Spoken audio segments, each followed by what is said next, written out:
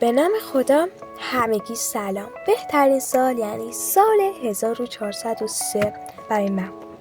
با اینکه 3 روز بیشتر ازش نگذشت، ولی این 3 روز کل خاطرات قشنگ با هم دیگه ساختیم و رفتیم سال بوشهر و فردای اون رفتیم سال دلوار که تو راه سال دلوار یه جا خیلی قشنگ پیدا کردیم و من و مامانم با هم دیگه لاف درست کردیم و اون لاف خیلی قشنگ شد و باهاش کلی عکس و ویدیو قشنگ گرفتیم و کلی هم بهمون خوش گذشت.